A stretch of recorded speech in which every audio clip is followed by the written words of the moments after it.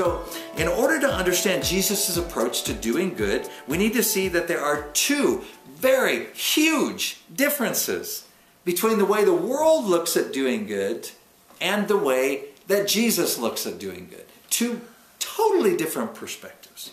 The first thing we need to understand is that according to the world, there are good actions and there are bad actions, but most actions according to the world are pretty neutral. They're neither good nor bad, they're just in the middle.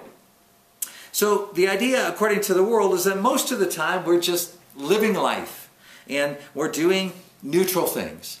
And then every so often a situation comes up where we have to make a choice of whether we're going to do good or bad. And at that point we should probably do something good. And the world considers that it takes a lot of effort to do something good or evil, and that's why most of us, according to the world, are basically just average. We're neither that good or that bad. So that's the way that the world thinks about the situation, that we're capable of doing good or bad when the time comes, and most of the time we're just pretty neutral. But the Bible doesn't look at it that way. The Bible doesn't say there's good, there's bad, and then there's in between. The Bible doesn't have a category called neutral. The Bible doesn't have a category called normal. It only has good and bad. And so, for example, in the Psalms, in Psalm 34, verses 12 through 14, the psalmist says, "Whoever of you loves life and desires to see many good days, keep your tongue from evil and turn your lips from speaking lies. Turn from evil and do good. Seek peace and pursue it." So if you understand this, it makes Mark chapter 3 verse 4 makes some more sense. That's the passage where Jesus is talking to the Pharisees and he says, "Which is lawful on the Sabbath? To do good or to do evil? To save life or to kill?" The question is, what is your orientation toward the world? Jesus says you only get one of two choices. Either it's good or evil. There's no such thing as neutral. God doesn't give us the choice of being in between. The world says most of us are in between. But Jesus says that doesn't exist. There is no in between. You're either good or you're evil. So we act as if the self is the center of reality, or God is the center of reality. If self is the center of reality, then we're acting in an evil way. If God is the center of reality, then we're acting in a good way. So that's the first big difference between the way the world thinks about good and evil and the way that the Bible talks about it. Let's talk about the second big difference between the way we look at doing good in the world versus the way that God talks about it.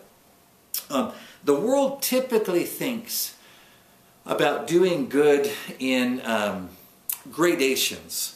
What I mean by that is that the world talks about getting better, right? We say, I would like to become a better person. But the interesting thing is that that concept is completely absent from the Bible. There's no concept in the Bible of getting better.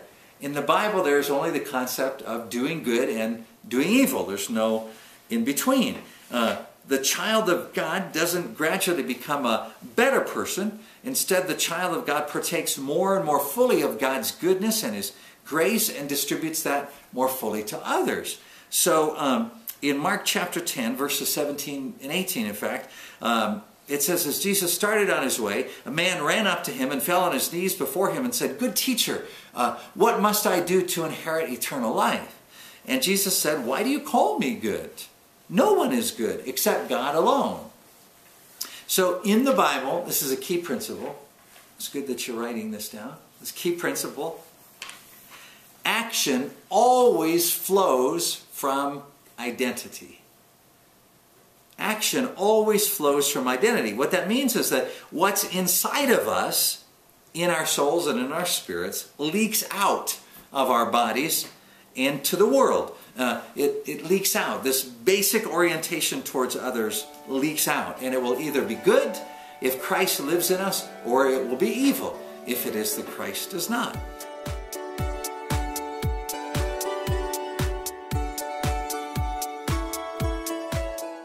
Hear the word, do the word. .w